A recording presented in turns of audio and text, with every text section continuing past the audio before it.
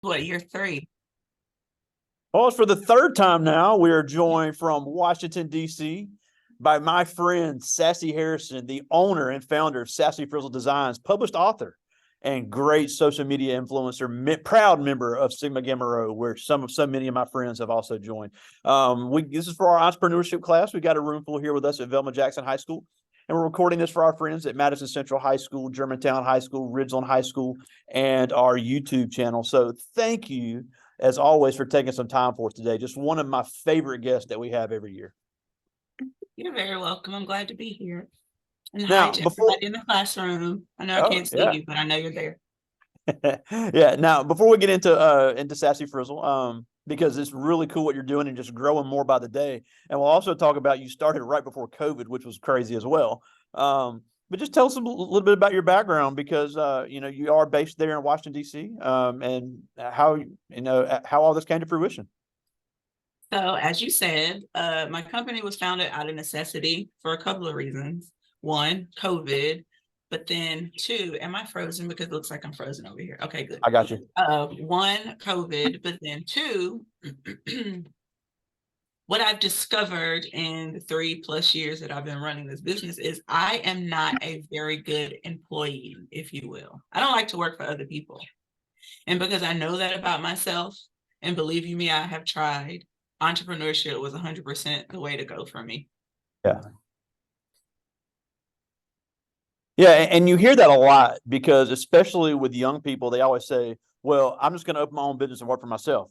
You can Mhm. have that attitude, but it's not just a magic. It's not a switch. It's not it's not a magic trick. Now, and I think I mentioned this last time. I'm a huge fan of Jasmine Sullivan, but I'm kind of offended in her song that she talks about. I'm going to move to Atlanta, open a business, and be rich. It doesn't work like that. So and even though that is and I encourage anybody, even if you're going to be a part-time entrepreneur, that's a great mindset to have. But it's not just, okay, I'm going to open and I'm going to make money. It Yes. really does. And you have to work harder when you're working for yourself, but you're answering to yourself. So if that makes sense to the people that are here with me now and watching later. So actually, and I'm glad that you said that because one of the things that I wanted to make sure that I touched on this year that I may have touched on in previous years, but I didn't have direct experience with is the burnout that's associated with working for yourself and the having to be careful not to compare yourself to what you see on social media from other people who own businesses. Social media is a highlight reel. Most people, 98.9, 99.9 even percent of people don't post their failures. They don't post when they're up at night trying to figure out how to take from this account to do this and this and this. They're not talking about how they have too much inventory and not enough customers. Like they don't talk about that kind of stuff. So it's super easy to do that comparison thing. But what I have learned in this year is comparison A is the thief of joy. Wow, what a great quote. It just always is. You start comparing yourself, you're always going to find something that you feel like you can do better because here again, social media is a highlight reel. You're always going to see the best in the best relationships, the best businesses. They're going to post the day when they have, you know, $100,000 in sales, and they're going to give you all these beautiful things, but they're not going to give you the real deal.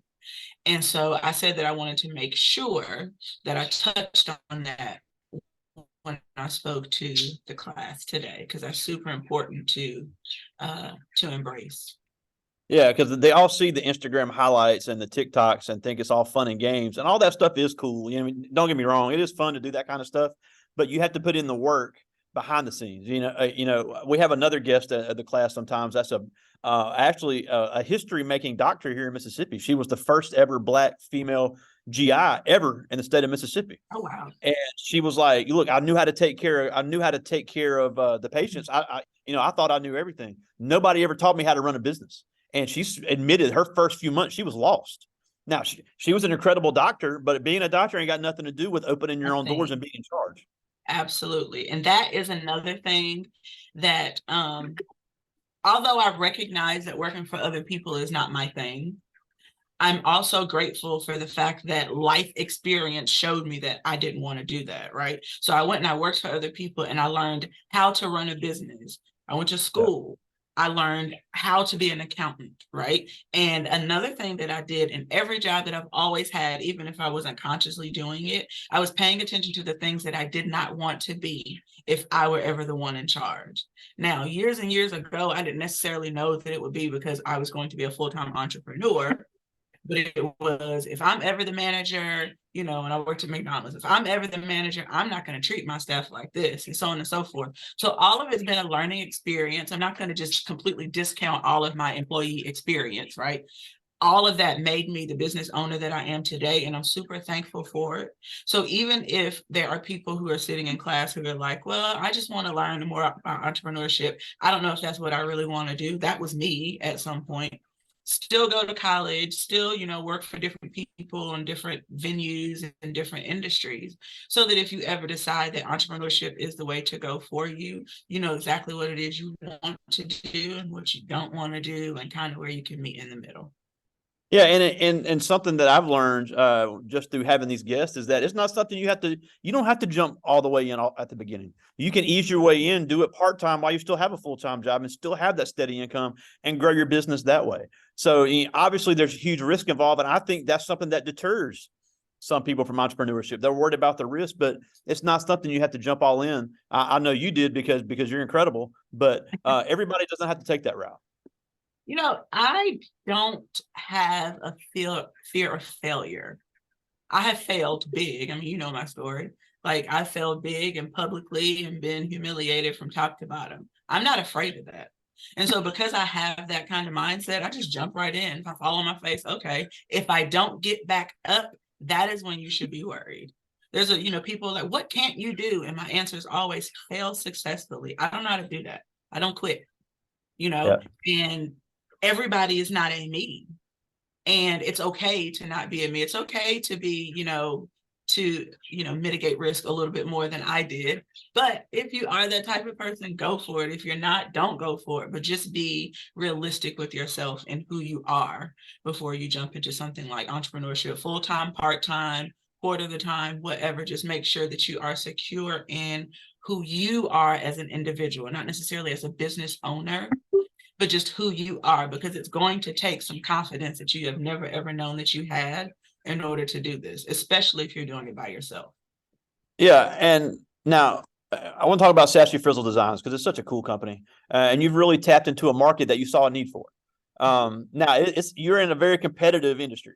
Obviously, there's a lot of people doing things similar to what you do, and one mistake that I see so many young people make, especially young Black business owners, that we've had some students come from this class that have started their own business.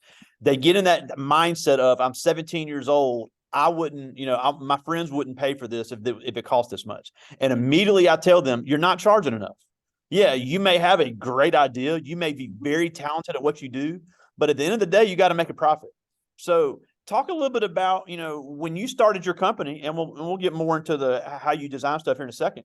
How did you come up with the price? Because you have to look at, you may be the cheapest, but that doesn't mean you're the most profitable. Absolutely. So that is another lesson that I have learned over time, because when I started, I was severely undervaluing my time and my talent. Some of that had to do with I just didn't believe that I was as talented as people said that I was. But then other was, well, if I don't make any sales, then my company is never going to thrive. And what I would say to anyone who is getting into entrepreneurship, being in a service industry, if you're doing, drop shipping, whatever it is that you're doing, is make sure that you value your time above all else. Because you can refund somebody for a shirt that they don't like, but you can never get the time back that you spent to make it. Period. With that being said, learn what it is that you think you should be paid per hour. Because even if you're an entrepreneur, even if you're not punching somebody's clock, you still have to pay yourself. Yep. For certain projects, I want $135 an hour. 3 years ago, I could not command $135 an hour.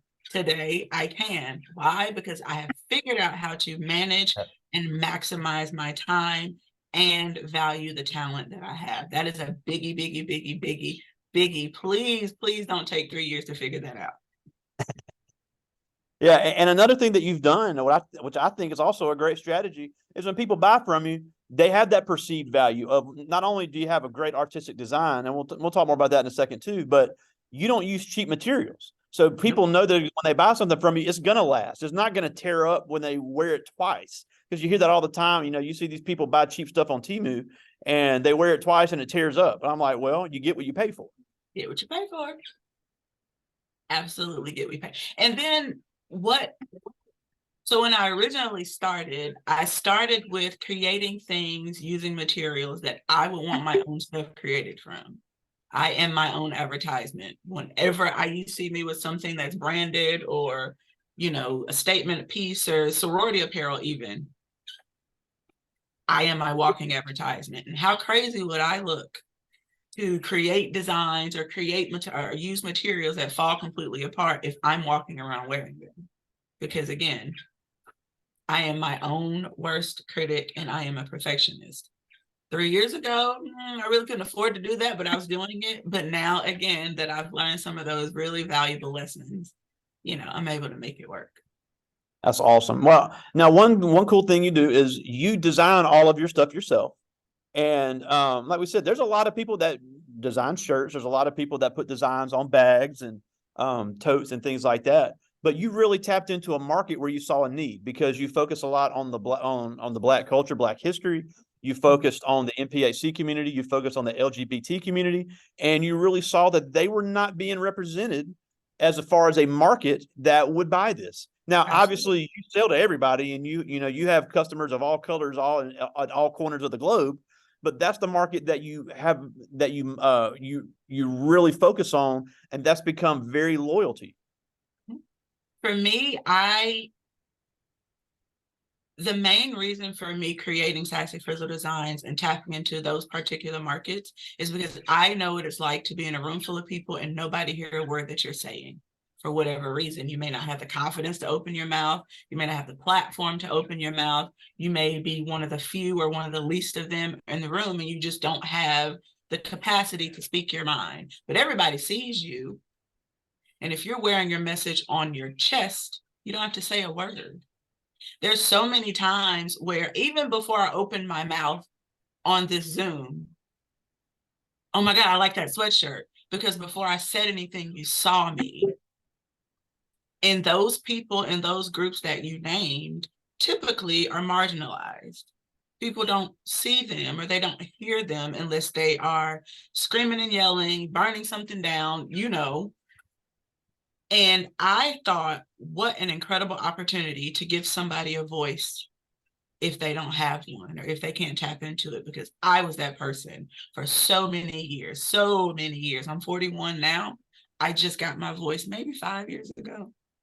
So, and the strength and the empowerment that I feel to be able to speak my mind, if I can give that to somebody else with just a t-shirt or a bag or a sticker or a patch or whatever it is, that to me feels like an accomplishment. No amount of money makes me feel as good as giving somebody the voice that they didn't have before they came in contact with me. Yeah, and on top of that, if people know they can get that, they're willing to pay for it. Yep. Because not only are they getting a great quality product, they're getting something that was personally designed, and they're going to be able to say, "Look, this is the way I feel. I can express myself." People will pay a few more dollars for that. Mm-hmm. Yep. Now, one thing we talked about last time I thought was interesting is obviously a big issue with anything artistic is you got to look at copyright infringement. So obviously you do everything yourself, everything you make personally. So how do you avoid getting into copyright infringement issues? Because a lot of stuff you have is close.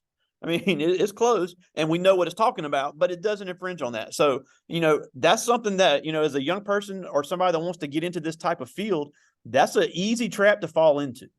Very, So very easy. Talk a little bit about that and how you've avoided that and how you've actually used it to your advantage. So strategy is a big thing in the art world. Anyone who is a creative, you know that. You've heard songs and then you say, oh my gosh, that sounds familiar, sampling, right? So there's certain things that you can do and I don't like to use the term get away with, but for lack of a better term, get away with. free use. There are things, there are phrases, there are pictures and all kinds of stuff that if you manipulate in a certain way, you make it your own. That's a free use type of thing, right? There are other things that are out there that nobody knows really who owns them. And so it's a matter of, okay, well, I own it now and I'll file a copyright on it. But then there are minor differences that you can make in order to use things that are, what's the term they use? Like commonly known type of information. Minnie Mouse is not one of those things, right? Everybody knows that Minnie Mouse belongs to Disney, and you are running a risk if you choose to do anything that has anything to do with Minnie Mouse. The same thing with Nike and all the football teams and that kind of stuff. So there's certain things that you can and you can't do. My advice to anyone who is in the creative world and you're thinking about selling something that you created that is inspired by somebody else, always give credit and read everything that you can get your hands on, because the rules and the nuances vary from brand to brand, from medium to medium. There's all these different rules that fall under that umbrella, and there's all these different ways to protect even your own artwork. I don't know if you're still on my website, but if you right click on any picture, you cannot save it. Can't do it. I just paid for that. So if you're going to copy my work, you got to work for it. You know, I know it happens. Last year, I dealt with that on a massive scale. Even to this day, I still deal with finding my work, random Etsy shops. Like, it's everywhere. Yeah. So when it first started happening, I would spend an inordinate amount of time sending out emails, cease and desist, don't do this, don't do that, blah, blah, blah, going on and on and on, until I found myself focusing so much on trying to stop infringers that I was losing time actually serving the people who are supporting me to begin with. So I had to make a choice. Is it that serious? I don't like it, but I changed my outlook. I am flattered that something that came out of my head is go for it. Now, you know, when I'm a powerhouse and I have a team of attorneys and that kind of thing, and I can go after people, story may change a little bit, but for today, it is what it is, right? That's awesome. Now, what are some of the inspirations you've had behind some of your designs? Because you obviously, we talked about some of the markets you tap into, but some stuff you have is really random. You have things that look like, that look like movie logos. You have things, that really anybody could wear. Then obviously you have some Afrocentric wear. You have some things that are specifically geared toward members of the LGBT community. So where do some of these ideas come from? Because a lot of times it's all over the place. So you know me, your students do not. So you know me enough to know that I am incredibly random. That's just who I am. No one day is the same. And I am inspired by the smallest things to the largest things. I could be walking through the grocery store and I'm texting, hey, honey, do you want anything from the store? And it's not going through. The daggone Wi-Fi drop. So on the website, one of the couple's tees is a Wi-Fi signal, and it says connected to him, and the other one says connected to her. Walking through the grocery store, I can't, my messages aren't going through. And it always happens in this particular grocery store in the back. And I discovered that they had Wi-Fi, and that's where it just comes. Or I'll hear a song, you know me, I love music, right?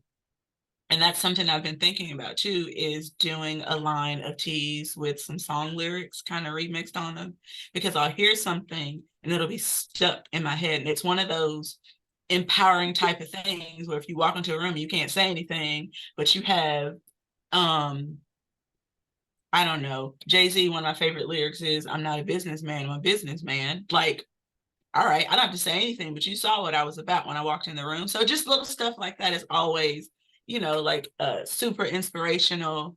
Most of my ideas hit me at the most inopportune time, when I'm driving, in the shower, laying in bed, and my notebook is down, my iPad's downstairs, like all that kind of stuff. So I have employed I just use my phone and make myself a voice note to keep all my random ideas, and it's a lot of them. Well, but that also helps you have a wider audience, because like I said, you have a lot of things that really anybody can wear and would look good on. And then you also have things that appeal to certain communities. So it really does broaden your customer base, and every company's not able to do that. Yeah. Now, before I get to these questions, we talked about this before, and I like to talk about it when I have NPHC guests.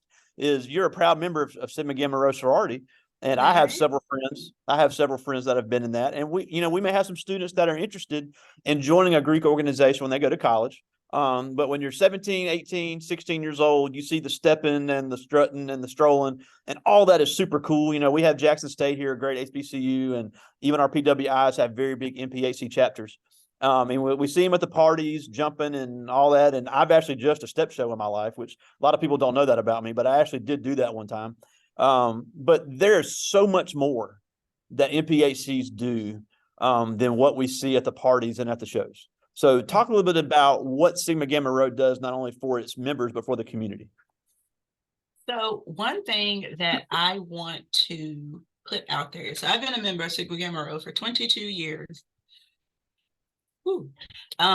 So that means when I was a very young whippersnapper and undergraduate, I became a member of the organization. I credit my membership in Sigma Gamma Rho with my business actually being a thing. Wow. I did not know how artistically talented I was until one of my chapter presidents, who is now one of my really closest friends, she was like, you know what, you're really good at this. And she gave me an opportunity to use my talents for the greater good of Sigma Gamma Rho. Wow. From that moment forward, man, I might be good at this. And I began to cultivate that talent simply because my sorority sister told me that I was good at it, right? It's an organization full of people from different walks of life, different backgrounds, different everything that you can think of, who are on one accord most all of the time, right? Everybody doesn't get along all the time. But when we come together, we're coming together for a greater good. So we say greater service, greater progress. And the other 8 organizations, they also have taglines, slogans, and mottos that they use. But what we are really about is serving our community so that we can create true progression. And each individual member is doing that in her own way. And again, for the other 8 organizations, we all typically have kind of the same creed: service, scholarship, sisterhood, and or brotherhood. So yeah.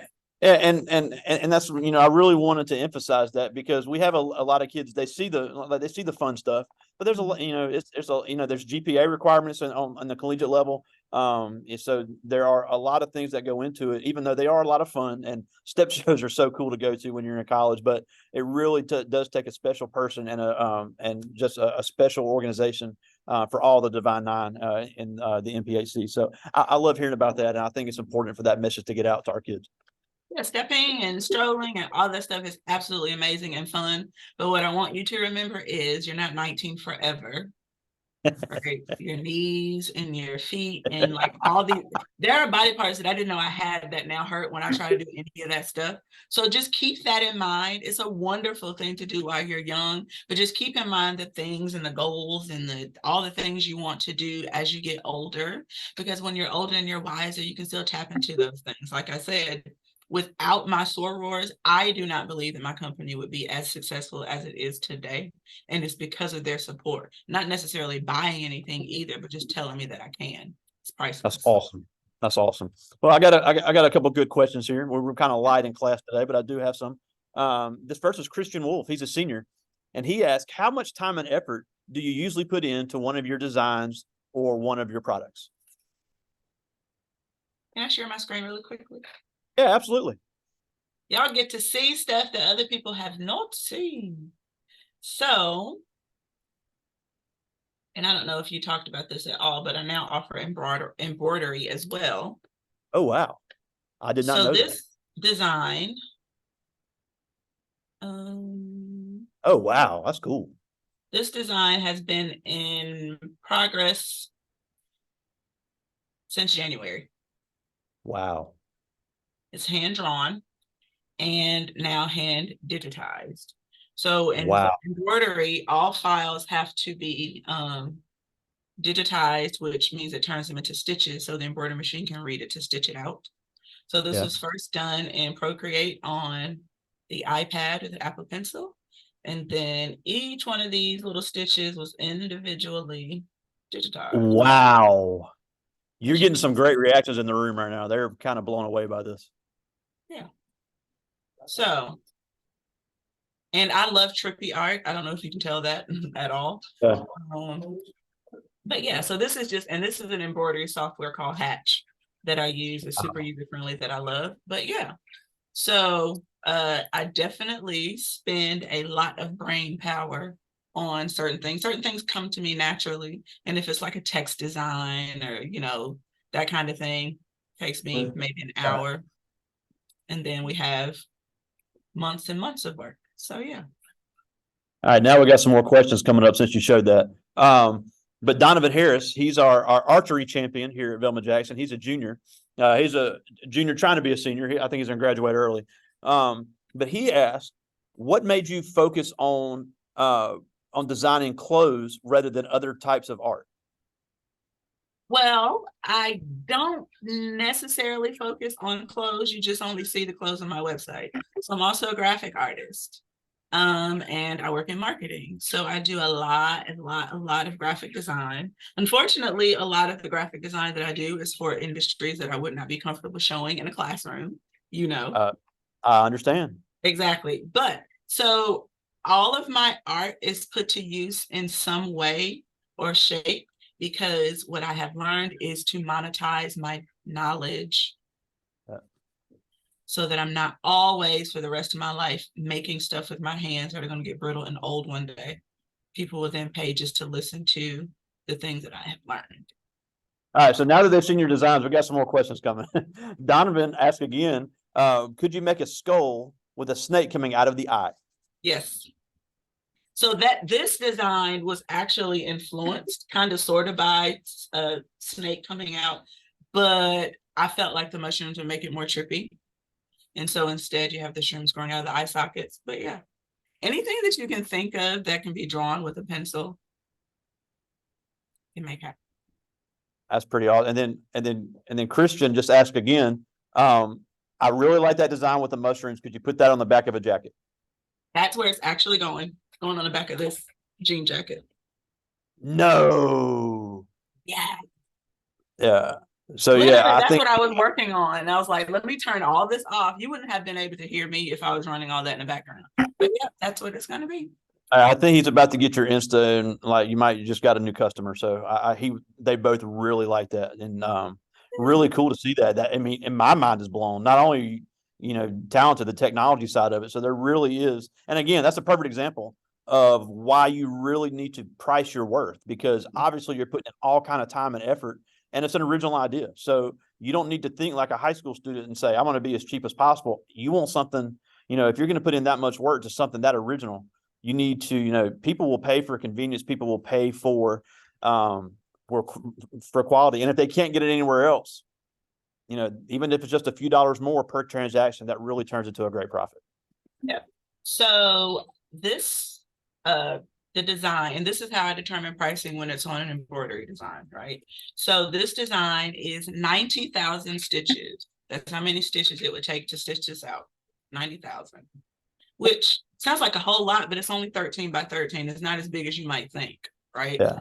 And there are 6 different colors. So it has to color change 6 different colors.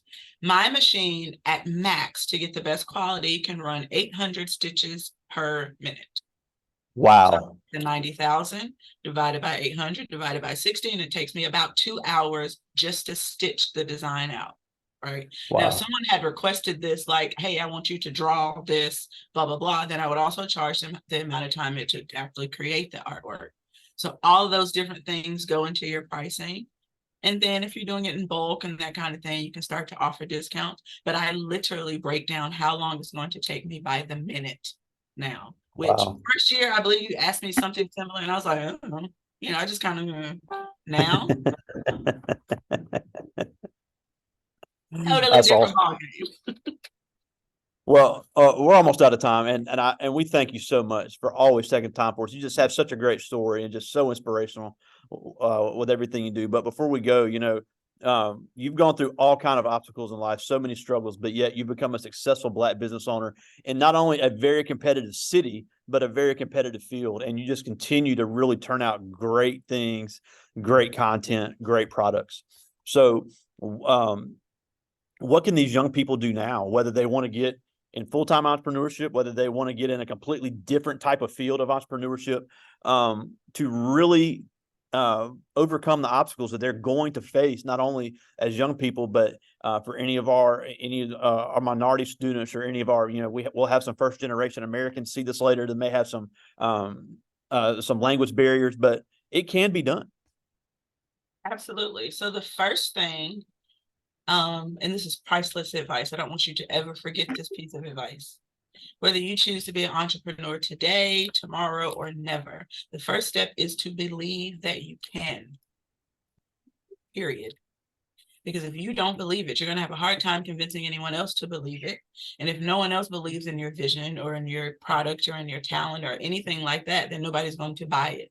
And then that means you are then wasting time. And time, as I told you before, is priceless. It's the most invaluable thing that you have. You can't ever get it back. Oh my God, when you were my age, you will say, man, when I was 16 or when I was 17, and you have time now, value it. With your schoolwork, with your friendships, with your relationships, if you're dating, with your parents, with your family, with everything that you do, value the amount of time that it takes.